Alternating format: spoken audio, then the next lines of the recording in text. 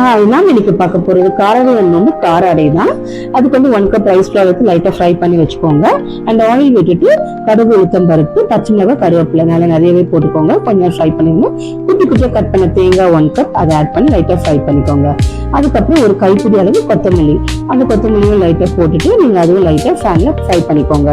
அதுக்கப்புறம் தேவையான அளவு பெருங்காயம், லைட்டா ஒரு 1/4 ஸ்பூன் அளவுக்கு பெருங்காயம் போட்டுக்கோங்க.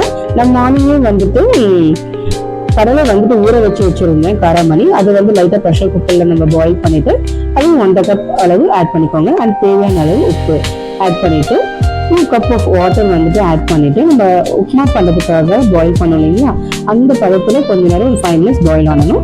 அதன் பிறகு நம்ம ஆல்ரெடி நம்ம ஃப்ரை பண்ணி வச்சிருந்தோம் ரைஸ் ஃப்ளாரையும் அதோட சேர்த்து மிக்ஸ் பண்ணணும், கன்சிஸ்டன்சி வரும்.